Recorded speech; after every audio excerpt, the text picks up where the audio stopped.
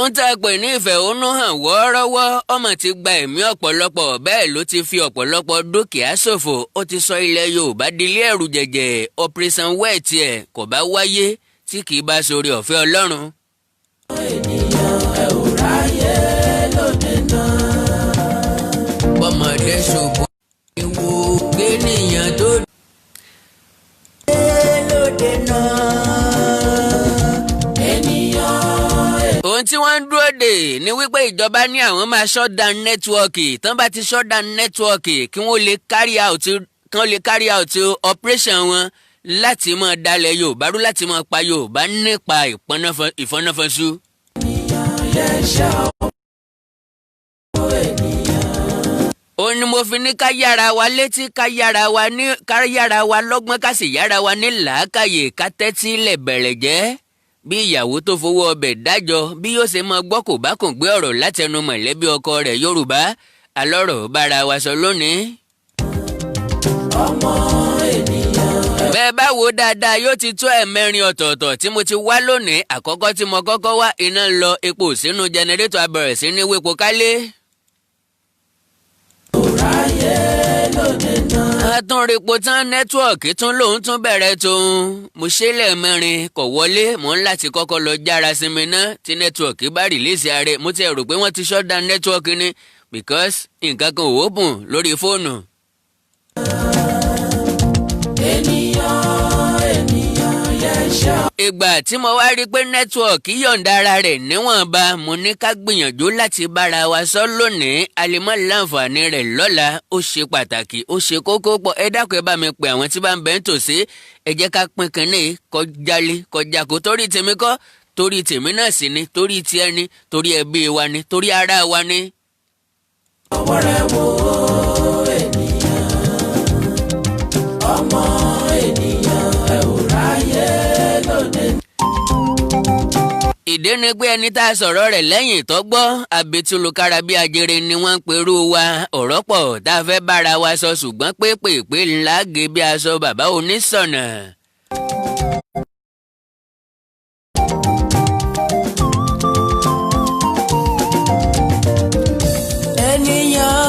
ènìyàn yẹn ṣe ọwọ́ rẹ̀ wo ènìyàn. ọmọ ènìyàn ẹ ò ráyè lóde náà. kí ló ṣẹlẹ̀ kí ló rọ̀ǹgì pẹ̀lú ìran Yorùbá ọjọ́ wo nìran Yorùbá ò tó kú nínú ẹ̀tàn ọjọ́ wo látò fẹ́ràn ara wa ọjọ́ wo látò máa láròjinlẹ̀ ọjọ́ wo látò gbọ́ràn síra wa lẹ́nu Àkàndá alóró ọ̀rọ̀ lẹ́nu bíi tejò kí rògbòdìyàn yóò tó ṣẹlẹ̀ mo fà yín mo pè yín mo tù yín mo rọ̀ yín mo ṣàlàyé mo ṣàfiwé ẹ̀lájà ní ń gbó ẹ̀ dá mi lóhùn mo ṣàlàyé wípé jọ̀gọ̀dì yìí ṣe é bì sẹ́yìn rògbòdìyàn tí ń bọ̀ yìí ó ṣe é sá fún wàhálà ó ṣe é dọ̀jì ṣùgbọ́n ó ṣe ní láàánú pé Yorùbá ò gbọ́ eléyìí ṣe ní láàánú púpọ̀ now àbámọ̀ àmọ́ ṣe é àṣetán ọ̀dà pọn ilẹ̀ Yorùbá nìkan ńlòkú ti sùn mo sọ nígbà yẹn mo ní n ò fẹ́ ká fi ẹnìkankan ka skọ́ọ̀sì ẹnu tí ń rùn nígbà náà ó dàbí ẹni pé mo ti rí nǹkan fọyín báyìí ọ̀tẹ̀ àìjọra ẹni lójú ó ń da Yorùbá láàmú èébú mi ọ̀tẹ̀tì èpè òkú lẹ́nu àwọn aláìmọ̀kan wọ́n ní mo kórìíra Yorùbá bí n bá ti sọ fún ẹ pé mọ̀jàmọ̀sálà mákinlógún wọ́n ní mi ò sọ́pọ́ọ̀tì Yorùbá bí n bá ti sọ pé kí wọ́n ṣe jẹ́jẹ́ níbi nǹkan ìgbà táwọn yóò ti bẹ̀rẹ̀ protest peacefully ni wọ́n bẹ̀rẹ̀ ọjọ́ kìíní ọjọ́ kejì ọjọ́ kẹta. mo ṣàlàyé fún yín wípé ìgbà tíjọ́ bá yọ ọmọlúàbí ní kò lójú agbo sẹ́ẹ̀gbàgbé. níbẹ̀ náà ni mo ti pòwe pé eégún tó bá pidán mọ níwọ̀n ní pidán pẹ́. mo ní káwọn gáìsì wá kò lójú òpópónà. mo la ní káwọn ẹ̀ǹdí SARS wọ́n ti ẹ̀ǹdí ẹ̀. Inspector General of Police sọ̀rọ̀ mọ́sọ̀ntọ́sọ. Ajagunfẹ̀yìntì Muhammadu Buhari ààrẹ ó sọ̀rọ̀ ó kẹ́dùn ó jẹ́ kó yé wa wípé bá a ṣe sọ náà ló ṣe rí, àwọn ti fòpin sí SARS. ó tún wá jẹ́ kó yé wa wípé gbogbo nǹkan tí a ń béèrè fún níjọba ó fojú inú wò. tí ó bá ní mọ́tìfù míì nínú tá a ti àchífù báyìí tójú wa ti wálẹ̀. ó tó káwọn ọ̀dọ́ kò lójú pópó. that means wọ́n sọ̀rọ̀ ó ṣiṣẹ́ wọ́n react, ìjọba rí reaction wọn. kò dìgbà tí wọ́n bá ẹ̀sẹ̀ ń sọ pé ẹ máa jó lọ sórí ìjókòó yín kéèyàn ó tó mọ̀ wípé ilé ń tó lọ. mo sọ fún wọn nígbà yẹn, mo ní kí wọ́n má mú àtàmọ́. EndSARS ni ẹ̀yin oní revolution ẹ má gbé revolution sí, ẹ̀yin alágitation ẹ má jẹ́ kó papọ̀. láti EndSARS àti end police brutality àwọn méjèèjì the same thing. ó di end bad governance, end senator salary, lẹ́yìn ẹ̀ ló di end Nigeria. ó ti ń lù sí tasty because ìjọba máa sọ fún wa pé àwọn ti jàre wa, n tẹ́ béèrè fún àti ṣe. ẹ̀gbọ́n tí gọ́ọ̀mẹ̀ntì padà sọ lẹ́yìn ọ̀rẹ́yìn, wọ́n ní àwọn ọ̀dọ́ ń béèrè fún unnecessary things or irrelevant things. téèyàn bá tún wá béèrè nǹkan ẹ̀dẹ̀rẹ̀ èèyàn dání lóhùn. ẹni kí gọ́ọ̀mẹ̀ntì ó sọ̀rọ̀, senate president ti sọ̀rọ̀, speaker of the house ó ti sọ̀rọ̀. wọ́n dẹ̀ jẹ́ kó yé wa pé n tá ń béèrè fún kò sí lè tá a máa rí overnight nínú ẹ̀, ṣùgbọ́n àwọn ti gbọ́ wọ́n dẹ̀ máa súnra kì. mo jẹ́ kó yé àwọn youth pé sòfà tí àwọn wọ̀nyí ti jáde, that means ìgbé wa ti dọ́dọ̀ wọn. mo ní àwọn olóṣèlú máa súnra kì ní ìsìn, èyí tí ó bá ṣiṣẹ́ nu wọn yóò fẹ́ jára mọ́ṣẹ́. and again ká pákéjì demand wa. mo sọ nígbà náà, mo ní àwọn youth lè má rò ó lè má sí nínú plan wọn. wọn ò ní aṣíwájú, wọn ò ní adarí, fine, ó ràn wá lọ́wọ́ torí pé àwọn olóṣèlú ọmọ ẹni tí wọ́n fẹ́ negotiate pẹ̀lú ẹ̀, fine. mo ní ǹjẹ́ wọ́n mọ̀ wípé àwọn sì nídìí olórí. that means social media ní kí wọ́n ti create platforms, kí wọ́n jẹ́ kó wà ní ìpínlẹ̀ kọ̀ọ̀kan. from there kí wọ́n dìbò fún àwọn èèyàn kan pẹ̀lú credentials wọn àti biodata wọn. àwọn tí wọ́n bá dìbò fún yẹn tí wọ́n bá volunteer ara wọn láti lead, kí wọ́n wo credential àwọn kìí ṣe tó lówó jù ní kí wọ́n mú, ṣùgbọ́n ẹni tó ní nǹkan ní upstairs. mo ní àwọn yẹn ni yóò wá yan èèyàn kan ní central. ẹni yẹn yóò wà lára àwọn tí yóò lọ negotiate pẹ̀lú government, because bá a tàkìtì tá a forí sọlẹ̀ tá a lọ gbá tá a lọ àwo tá a dáná sùn kòkó bàbá sàásùn orí tébù náà là ń padà lọ. that is the reality. a padà jókòó sọ́nà ni, kódà ká jagun a máa padà jókòó sọ́nà ni tá a bá sì jọ fẹ́ ṣe nǹkan papọ̀. mo ní kí wọ́n lọ pákéjì dìmáàndì wọn, ó ti wà nílẹ̀ already, kán pákéjì ẹ̀ kó wà lọ́wọ́ wọn, ṣùgbọ́n kí wọ́n kó lójú òpópónà. mo ní tí wọn ò bá kúrò, ìjọba gangan kọ́ ló máa jẹ́ ọ̀tá wọn. ìjọba ń bẹ́ẹ̀ o, ṣùgbọ́n àwa mẹ̀kúnnù ẹgbẹ́ wọn la kọ́kọ́ máa jẹ́ ọ̀tá wọn, àgbẹ̀náwó wọn lójú áò. majority wa tí ó bá débi oko owó rẹ̀ kò ní jẹun. láyé lockdown ìjọba lọ́ọ̀kì wa down for 14 days, amúgbépa ó ní ọ̀tá wa lára. àwọn youth kan wá sọ wípé àwọn fẹ́ ṣe protest lódidi oṣù kan a nílé bíà ẹ̀ àwọn èèyàn máa jáde láti against wọn. gbogbo yẹn ni mo ṣàlàyé tó yẹ kí àwọn ọ̀dọ́ reason pẹ̀lú mi ṣùgbọ́n wọ́n sọ wípé who is this man ta lélẹ́ ń bá sọ̀rọ̀ ẹni tó mọ ibi tọ́rọ̀ yọrí sí òun gangan lọ̀tá ọlọ́rọ̀.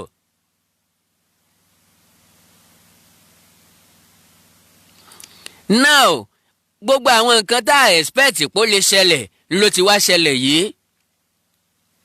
olè ò wá níjàgbà kọ́ má ṣe é lójú fèrè. ẹ jẹ́ bẹ̀rẹ̀ nípa ìpànìyàn ìfẹ̀mí èèyàn ṣòfò tó wáyé ní tógèètì lẹ́kì. àwọn sọ́jà wọ́n spray àwọn ọ̀rẹ́ wa àwọn ọmọ ìyá wa àwọn ẹbí wa. a bẹ̀rẹ̀ sí ní àkíyèsí Bọ́lá Ahmed Tinubu. wọ́n jáde ó lóun kọ́ ló ní tógèètì. èmi ṣàlàyé kinní kan pé ọjọ́ gàtè kọjọ́ gàtè ọ̀fẹsẹ̀ méjèèjì tilẹ̀ ó rìn gàtégàté áò. wọ́n paná tógèètì. wọ́n yọ gbogbo CCTV camera wọn ò jó ṣiṣẹ́. ìgbà tí Ṣèyí Tinubu tó ní ó dàbí ẹni pé òun ni MD iléeṣẹ́ tó ń rí sí tógèètì ó ní àwọn ti paná tógèètì láti ọ̀sán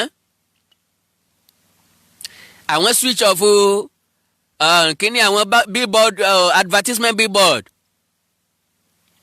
àwọn ti switch off screen ẹ̀ because àwọn tẹ̀lé àṣẹ láti ẹnu gómìnà ìpínlẹ̀ Èkó Babájídé Sanwó-Olú tó kéde kónílé ó gbélé látago 4 ìjẹta fún wákàtí 24 wọ́n ti extend ẹ̀ báyìí pé òun láti pe gbogbo àwọn staff àwọn pé kí wọ́n kúrò níbi iṣẹ́ láti bí aago 3 rí kọjá. ìbéèrè tó yẹ ká béèrè lọ́wọ́ Ṣèyí Tinubu àbí ṣe oníjẹ́ ni ẹ̀ ń gbé Ṣèyí. ṣé bíbọ̀dù tí wọ́n pa náà ó ní nǹkan kan ṣe pẹ̀lú kọfíù ni because intan fi ń polówó ọjà ọmọ wà on all the time ni.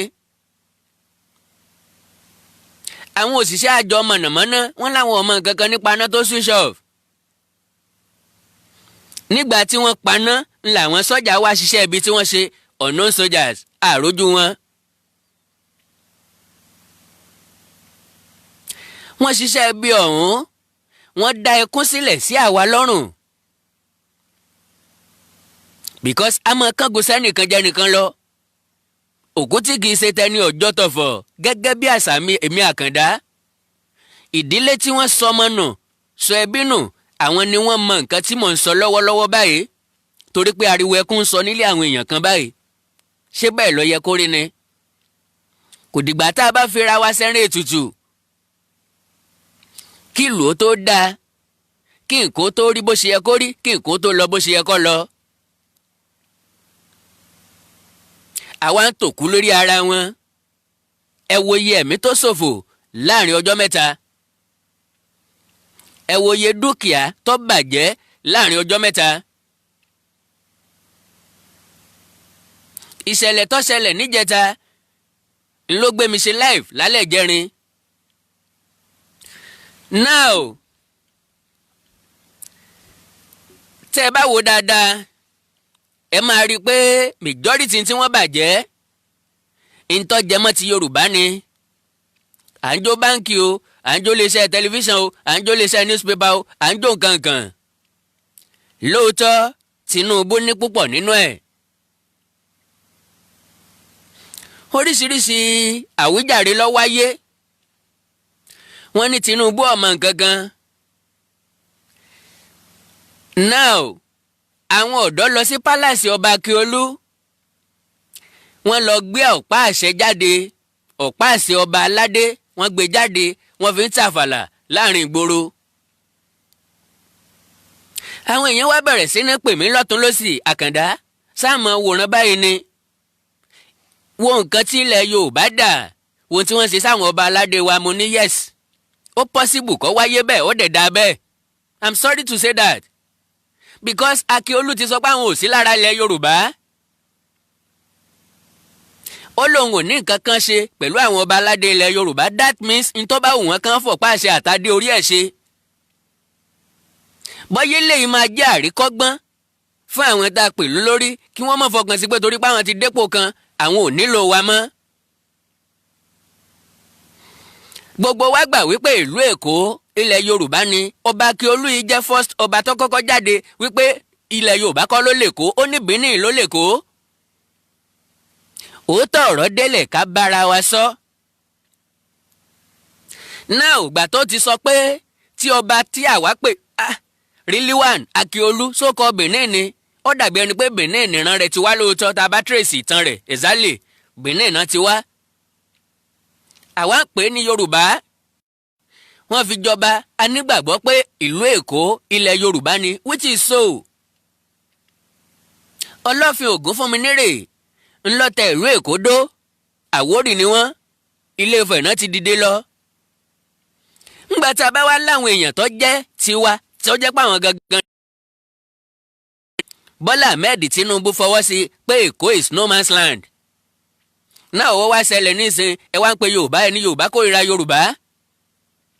èèyàn tó bá tara ilé ẹ̀ lọ́pọ̀ kò ní ríra bó bá dọ̀ wọ́n gógó mọ́ Tinubu ti tà wá lọ́pọ̀ rẹ́dì. so ntọ́ bá ṣẹlẹ̀ sí lónìí lánàá tàbí lọ́la kó jẹ́ àjẹmọ́nú iṣẹ́ ibi tó ti ṣe.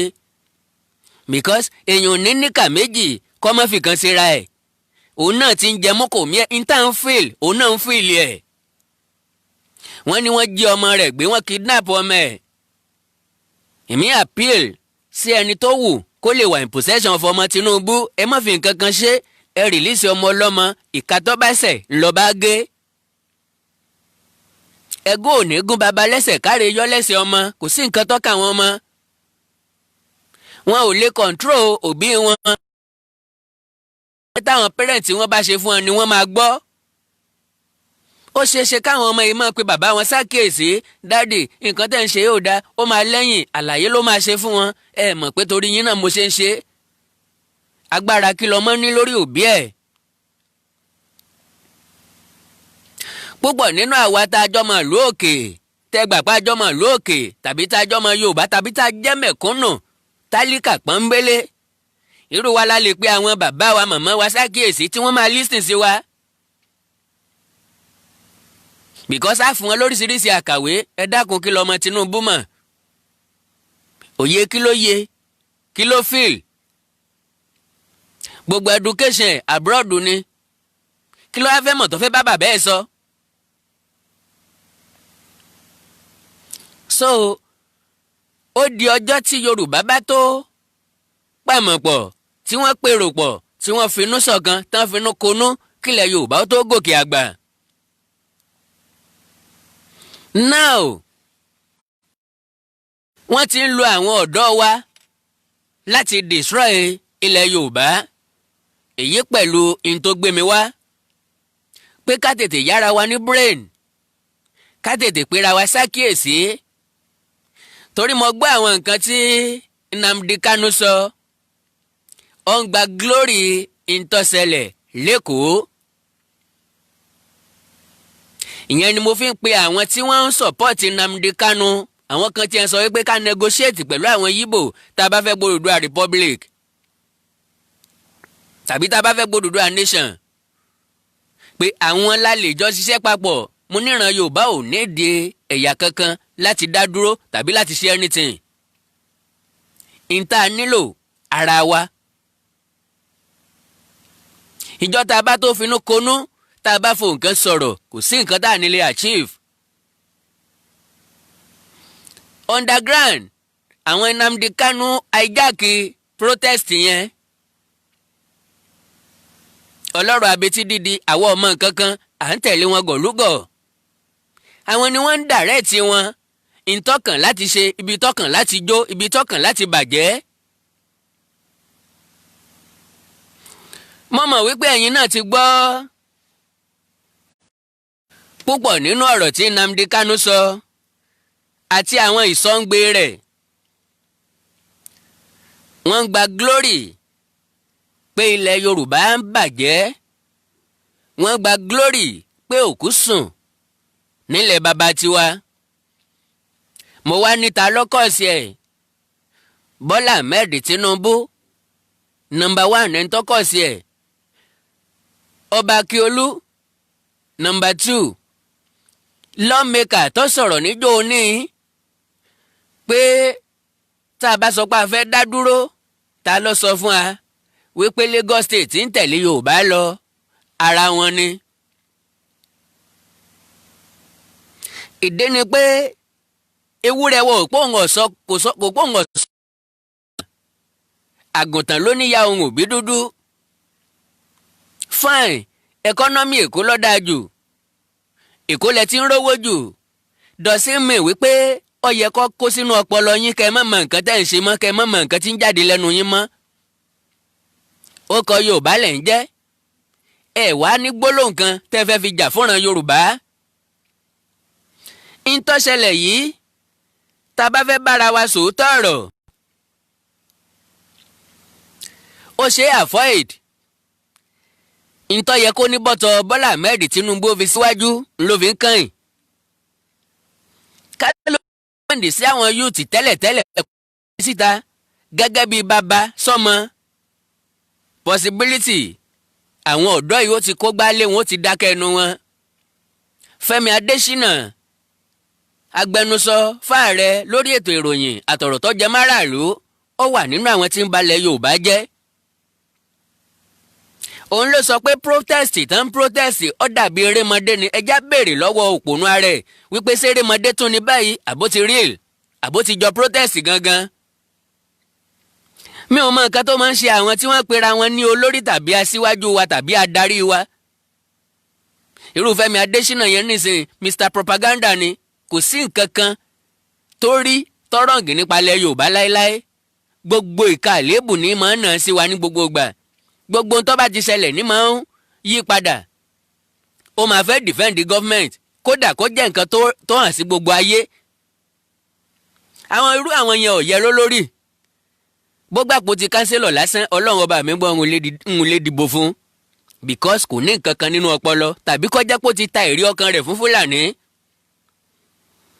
Bọ́lá Tinubu ló tà wá fún Fúlàní o. òun ló mú Buhari wá, òun ló ti Buhari mọ́ wa lọ́rùn lọ́pọ̀npọ̀n. gbogbo àwọn tó sọ pé òun méèdì yìí, ó impose wọn lé wa lórí ni. kò sí èyí tá a fínúfíndọ̀ sọ pé a fẹ́, because ìfẹ́nú ara tiwọn ni wọ́n ń ṣe. now àwọn ọmọ Yíbò wa lo ọgbà àlùmọ̀kọ́rọ́ yín. kò sí bẹ́ẹ̀ ṣe lè ṣe bòlò láyé tí ò ní sàáyán. kò sí bá ṣe ṣe fá tí ò ní hùwà ìkùrọ́. kò sí bẹ́ẹ̀ ṣe fẹ́ ṣe àwọn ọ̀dàlẹ̀ láyé tí wọn ò ní hùwà ọ̀dàlẹ̀ wọn. àwọn ọmọ Yíbò wọ́n wà tún kọ́ni, alágàbàǹgebè ni wọ́n, alárekereke ni wọ́n.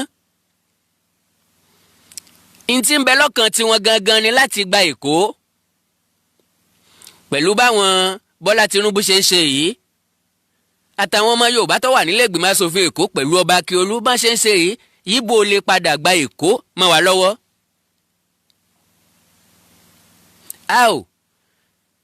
ẹ má gbàgbé pé Yíbò wọn ò lo agbára láti dominate Alábà. ẹ̀dẹ̀ ń jólé ẹ̀ lọ sálábà o, kí òfò yẹn ọjọ́ ṣe wá bákan náà, kájọ máa sunkún, kájọ máa káàánú ara wa. gbogbo investment tó jẹ mọ́ ti Yorùbá ńlẹ̀ wá ń tẹ̀lé wọn lọ dáná sun. ẹ ronú ẹ̀rú àròpadà sẹ́yìn. wọ́n wá fọkàn sí wípé àwọn ti gba glory, àwọn ti ṣàṣeyege torí pé àwọn ti destroy ilẹ̀ Yorùbá. èmi Àkàndá wá nínú kò rí bẹ́ẹ̀. bọ́lọ̀ ń bá ti fọ̀tá èèyàn hàn ni àbùsébùsè. eléyìí tá a tètè mọ ibi tí wọ́n ń lọ yìí, kò sí ní tó bàdì nínú ẹ̀. ó jẹ́ kó hàn sí àwọn tí wọ́n ń pariwo àjọṣepọ̀ pẹ̀lú Yíbò pẹ̀lú àwọn tó ń béèrè fún pẹ̀lú IPOB. Ó ti jẹ́ kó hàn sí wọn nísìnyí wípé ohun rere kan ò lè jáde láti Násárẹ́tì wọn. Ta ni ìran Yorùbá nílò láti gbòmìnira? Number one, a nílò ara wa. Maybe this is the high time for Bola Ahmed Tinubu láti support Yorùbá for once. Kó mọ̀kàn kúrò nínú ambition á jẹ́ president. Number one, nítorí tó hàn tó jẹ́ òtítọ́ ni wípé kò lè jẹ́ president Nàìjíríà. Kí ló dé tí ò jáwọ́ lápọ̀n tí ọ̀yọ́ kó dá mi lákaná? Èrè wo ló wà nínú oko aṣálẹ̀ Nàìjíríà tágbẹ̀ Yorùbá ń kanra mọ́ gan kò yé mi. Gbogbo àwọn tí wọ́n ń defend APC, defend PDP, defend Tinubu, defend Buhari, kí ni tí wọ́n jẹ lára wọn? Kí láǹfààní tí wọ́n ṣe fún wa? Kọ́lọ́run kọ Nnamdi Kanu níbikíbi tó bá wà. Mo mọ̀ pé ti bá information yìí pàdé fáwọn tí ò tí ì gbọ́ ẹ̀jẹ̀ á gbọ́.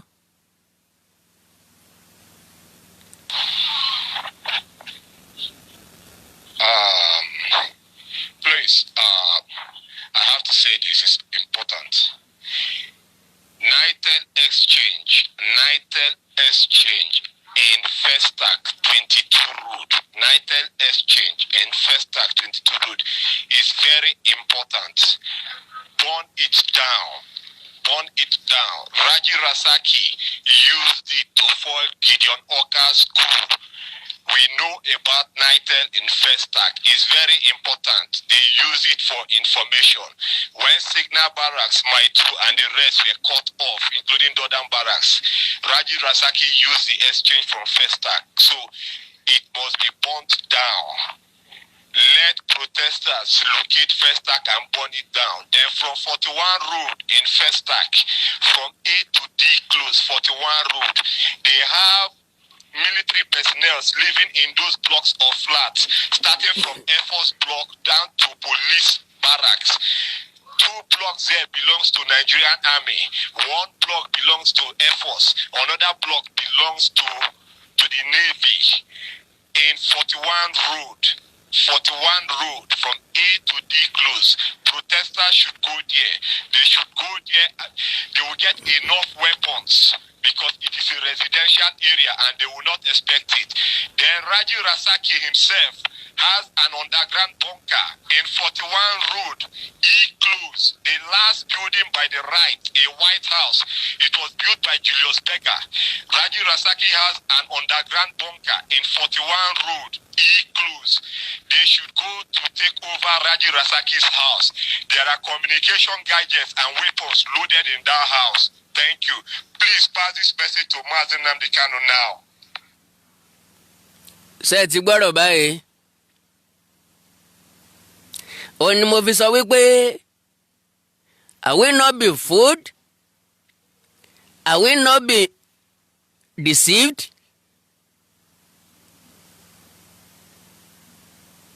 I will not be scammed.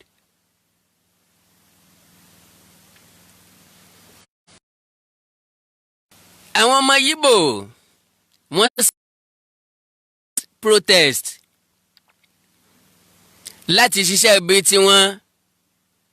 Mo lè má láǹfààní láti play ọ̀rọ̀ Nnamdi Kanu tán. Màá play ìṣẹ́jú kan sí méjì péré nínú tó náà sọ. I don't want to see a policeman on the street. Go and look for weapons.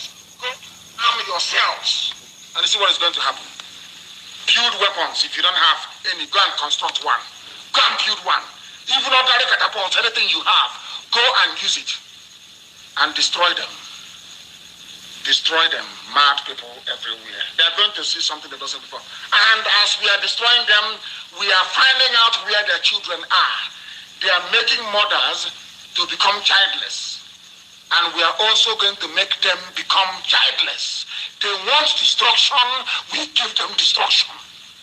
Mad people everywhere. What's that going now? No going back. I told them, the thing is like before. You come, you shoot, you go. And commission of inquiry, this, that. Anywhere you see someone, you attack him. Tinubu his hotel must be burnt down. Burnt down. Mad people everywhere. The caller on the line, can you hear me? Mi ò need láti play more than that. Nínú 15 minutes or so, ọ̀rọ̀ tí Nnamdi Kanu sọ. Now, ẹ ti rí i pé attack lórí Yorùbá leléyìí. Kí wá ní nǹkan tó yẹ ká ṣe?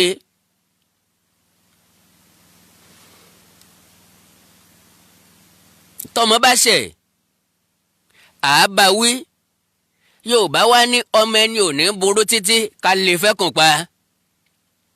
Àkọ́kọ́, tí mo fẹ́ kí Yorùbá ó ṣe báyìí ni pé káwọn yúùtì wa kí wọ́n kúrò lójú títì. A fẹ́ mọ àwọn tí kìí ṣe Yorùbá, gbogbo ọmọ Yorùbá pátápátá tó bá wà lérò náà tí wọ́n ń protest lọ́wọ́, ẹ advice wọn kán kúrò lójú títì so that àwọn tó bá kù á lè mọ̀ pé wọ́n kìí ṣe Yorùbá. Secondly, anybody tó bá attack Sanwó-Olú tàbí anything tó jẹ mọ́ ti Tinubu again, ẹ jẹ́ á ṣe ní fire to fire, fire for fire. Because ọmọ ẹni ò sì dí bẹ̀bẹ̀rẹ̀ ká kó lẹ̀kẹ̀ sídìí aráàta níwọ̀n bá àgbà tá a ti mọ motive wọn, tá a ti mọ èrò ọkàn wọn, tá a ti mọ èròǹgbà wọn, tá a ti mọ ìlépa wọn. Kò sí nǹkan tí ọ̀la tún ṣe. It's better to be late than never. Ọpẹ́ ká tó mọ̀.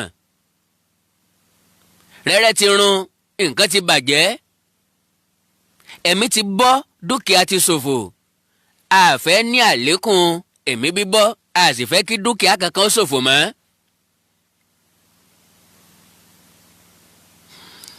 Tí wọ́n bá tún wá fi nǹkan kan ṣe ìtọ́rọ̀ mọ́ Bọ́lá Tinubu tàbí Sanwó-Olú tàbí anybody tọ́jọ́ ọmọ Yorùbá, ẹ já make sure wípé Alábà ó jóná kanlẹ̀,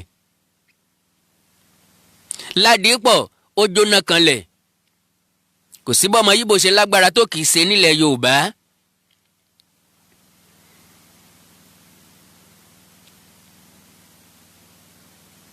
Ẹ já ṣe é ní fire for fire.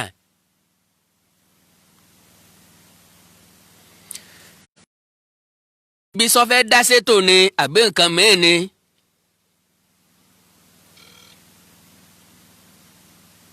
Hello?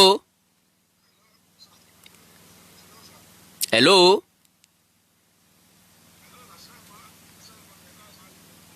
Ẹ káàsán o.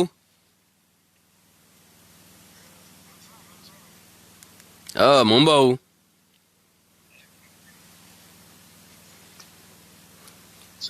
Mò ń gbọ́ yín. Mo fẹ́ dá sétò ní sà. Ọ̀yà. Yọ ọmọ Yorùbá tàtà ní èmi ṣe ń gbọ́ mi. Mò ń gbọ́ yín. Èkó mo sì wà. Ọ̀rọ̀ tó ṣẹlẹ̀ yìí báyìí kò sọ̀rọ̀ pé Yíbò ń da ìlú rú tàbí kinní kan. Mo kọ́ fẹ́ bẹ̀rẹ̀ ìbéèrè kan lọ́wọ́ yín. Pẹ̀lú bó ṣe ń lọ yìí báyìí sìn. Kábàtẹ̀ sọ pé ká pín gan-an. Ṣé nọ́ọ̀tì lálọ́ pátánà pẹ̀lú. Mò ń gbọ́ yín. Èmi nìkan kọ́ lè ń bá sọ̀rọ̀, gbogbo ọmọ Yorùbá lè ń bá sọ̀rọ̀. Mò ń bẹ̀rẹ̀ lọ́wọ́ yín pé ṣé nọ́ọ̀tì lálọ́ pátánà pẹ̀lú. A nídìí láti pátánà pẹ̀lẹ́ nìkan kan sà. Ọ̀rọ̀ tó wà lẹ́yà ẹ lọ kàtà Àfọ̀njá ẹ lọ kàtà gbogbo. Ẹ gbàgbé ìtàn tó ti kọjá lọ, ẹ gbàgbé Àfọ̀njá. Àfọ̀njá wá ní generation tiẹ̀. Odùduwà ò lè dá dúró nìkan, à lè dá dúró tá a fẹ́ gbẹ̀gbọ̀ ọjà yìí tó wà nílẹ̀ yìí. A ní di South ká kóra wa pọ̀. àlè sọ pé àlè sọ àti wọn Yíbò àti Yorùbá ti wọnú ara wọn kọjá ọ̀rọ̀ tó wà lè kọjá pé ká sọ pé àwọn bára wa jà ní South lọ nígbà tí ilé Yorùbá gún bó la ṣe fẹ́ dìfìtì nọ́ọ̀tì. àwọn hello sir hello sir ẹ báyàwó àjùpá ní nǹkan papọ̀ asòpá sì ń súnmọ́ ìyàwó tí báwo lẹ ṣe fẹ́ rìn?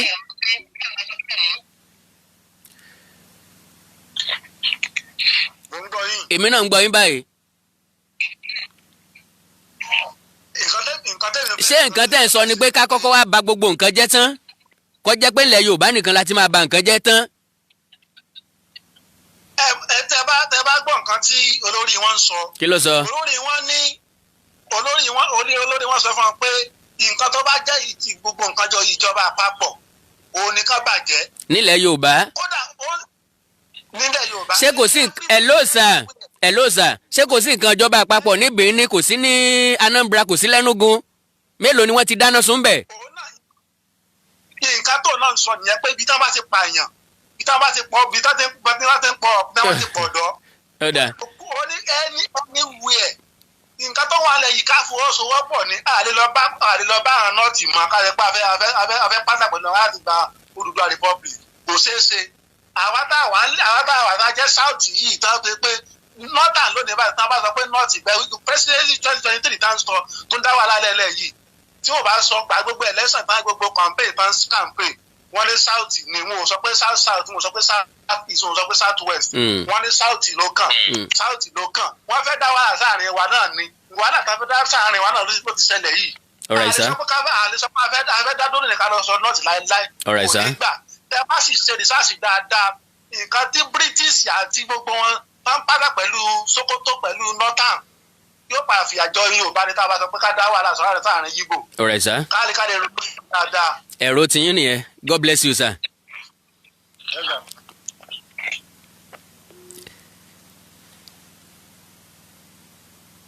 èrò wa ò ní báramu láéláé. tẹ́yìn náà bá ní àfojúsùn tàbí ẹ wòye ó wù yín láti dá sí live, mo ti fi nọ́mbà síbẹ̀ +1 937 969 0257 +1 937 969 0257. ṣùgbọ́n ẹ má gbàgbé pé mo sọ̀rọ̀ kan briefly. mo ní àwọn Fúlàní wọ́n múra láti àtáàkì ilẹ̀ Yorùbá. níbẹ̀ náà ni mo ti sọ wípé ìjà kan wáyé ní Fágbà ìlú Èkó. different information tó tẹ̀ mí lọ́wọ́ ni pé Haúsá ń pa Yorùbá ní Fágbà. mo wá tẹpẹlẹ mo béèrè kí ni tó ṣẹlẹ̀, kí ló fa sábàbí ìjà, ṣé wọ́n kàn déédéé ń àtáàkì àwọn ọmọ Yorùbá ni? wọ́n ní wọ́n dáná sun àwọn màálù wọn. gbogbo nǹkan wọ̀nyí àìfẹ̀lẹ̀ kébò sí láì rúgbẹ̀dú sí. àwọn tó lọ rèé dáná sun màálù, kí ni màálù ṣe o?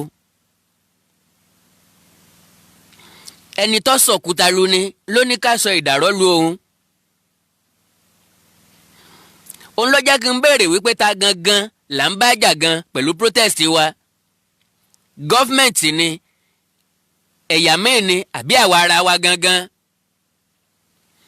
bùrọ̀dà wa tó sọ̀rọ̀ wọ́n ní dandan ni ká líyàsì pẹ̀lẹ́ nìkan. èmi ọ̀rẹ́ ni tó yẹ ká líyàsì pẹ̀lú o. àwọn Yíbò látilẹ̀ ìran ọ̀dàlẹ̀ ni wọ́n. kì í dẹ̀ ṣe pé wọ́n fẹ́ràn wa. anybody tó bá ti ń wo ìyàwó ẹ̀ níwò kó ń gbà mọ́ ọ lọ́wọ́, ọ̀tá rẹ ni o. ọkàn majority wọn wà lẹ́kọ̀ọ́ pé Èkó gbogbo tó bá ṣẹlẹ̀ ń bẹ̀ ó gbọ́dọ̀ wà equally. àwọn Fúlàní tí wọ́n fẹ́ àtáàkì Yorùbá wọ́n ti múralẹ̀, wọ́n ti diralẹ̀. ṣùgbọ́n kí ni wọ́n ń dúró dè? wọ́n ń dúró dè kíjọba shut down network, kan shut down information kò ní káríjá. lè wá pé tíjọba àpapọ̀ bá fi shut down network tán shut down, pé ìjọba àpapọ̀ gangan ló pe ogun. because èmi ò rí nǹkan kan tí wọ́n fẹ́ shut down network tàbí íńtánẹ́ẹ̀tì sí. àgbowó lọ́wọ́ wọn, kò sẹ́ni tó yìnbọn lórí íńtánẹ́ẹ̀tì. ọ̀rọ̀ là ń sọ ń bẹ̀, information là ń exchange ń bẹ̀. and internet help wa ní computer age tá wà yìí.